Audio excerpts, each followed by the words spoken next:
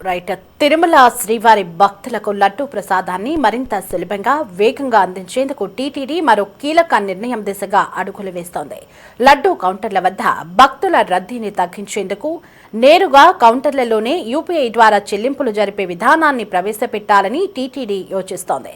దీనివల్ల భక్తులు నగదు కోసం, చిల్లర కోసం ఇబ్బంది పడకుండా క్యూ లైన్లలో ఎక్కువసేపు నిలబడకుండా లడ్డూలను పొందవచ్చని టీటీడీ భావిస్తోంది.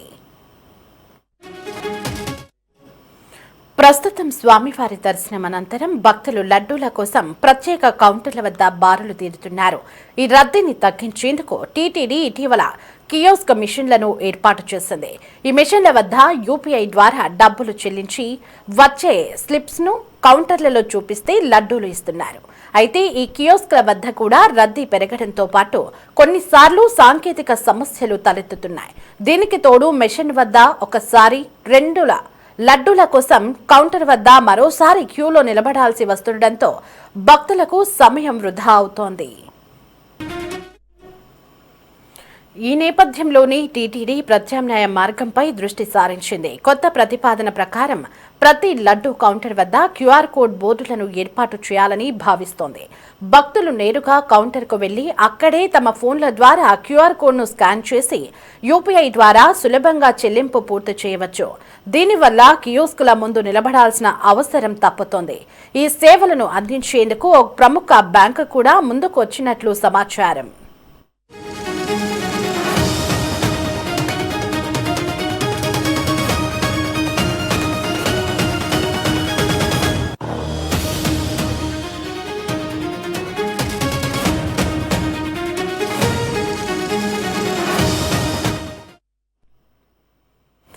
ప్రయోగాత్మకంగా కొన్ని కౌంటర్లలో ఈ విధానాన్ని అమలు చేసి ఫలితాలను బట్టి అన్ని చోట్ల విస్తరించాలని టీటీడీ యోచిస్తున్నట్లు తెలుస్తోంది. అయితే ఈ విషయంపై టీటీడీ నుంచి అధికారిక ప్రకటన వెలువడాల్సి ఉంది. ఈ విధానం అమలులోకి వస్తే తిరుమలలో లడ్డూ ప్రసాదం పొందే ప్రక్రియ మరింత సరళతరం కానుంది. రైట్గా ఇదే అంశానికి సంబంధించి మరింత సమాచారం మా ప్రతినిధి గిరినాథ్ ఫోన్లో అందించడానికి మనకి అందుబాటులో ఉన్నారు. గిరినాథ్, శ్రీవారి భక్తులకు లడ్డూ ప్రసాదం సులభతరం చేసే దిశగా టీటీడీ కీలక నిర్ణయం తీసుకున్నట్లు తెలుస్తోంది. ఆ వివరాలేంటి?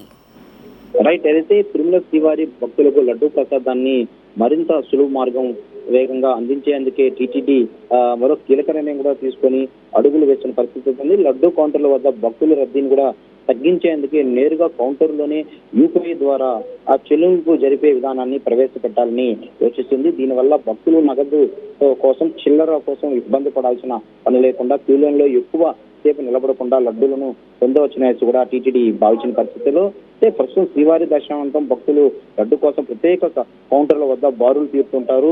ఈ రద్దీని తగ్గించేందుకే టీటీడీ ఇటీవల కియోస్క్ మిషన్ కూడా ఏర్పాటు చేసింది. ఈ మిషన్ల వద్ద యూపీఐ ద్వారా డబ్బులు చెల్లించి వచ్చే రిసిప్ట్ ను కౌంటర్ లో చూపిస్తే లడ్డులు ఇస్తారు. అయితే ఈ కియోస్క్ వల్ల కూడా రద్దీ పెరగడంతో పాటు కొన్ని సాంకేతిక సమస్యలు కూడా తలెత్తిన పరిస్థితుల్లో దీనికి తోడు మిషన్ వద్ద ఒక్కసారిగా ఆ లడ్డుల కోసం కౌంటర్ల వద్ద మరోసారి క్యూ లైన్లో నిలవాలి అంటే 2 సార్లు నిలవాల్సిన అవసరంతో భక్తులకు సమయం వృధా అవుతున్న నేపథ్యంలోనే ఈ నేపథ్యంలో టీటీడీ ప్రయత్నాత్మకంగా మార్గంపై దృష్టి సాధించింది. కొత్త ప్రతిపాదన ప్రకారం ప్రతి లడ్డు కౌంటర్ వద్ద క్యూఆర్ కోడ్ బోర్డులను ఏర్పాటు చేయాలని భావించింది. భక్తులు నేరుగా కౌంటర్లకు వెళ్లి అక్కడ తమ ఫోన్ల ద్వారా క్యూఆర్ కోడ్ ను స్కాన్ చేసి యూపీఐ ద్వారా సులభంగా చెల్లింపులు పూర్తి చేయవచ్చనే దీనివల్ల కియోస్కులుగా ముందు నిలబడాల్సిన అవసరం కూడా తప్పుతుంది. కాబట్టి ఈ సేవను అందించేందుకే ఓ ప్రముఖ బ్యాంకు కూడా ముందుకు వచ్చినట్టు కూడా అయితే తెలిసిన పరిస్థితి. ప్రయోగాత్మకంగా కొన్ని కౌంటర్లు ఈ విధానంగా అమలు చేసి ఫలితాలను బట్టి అన్ని చోట్ల కూడా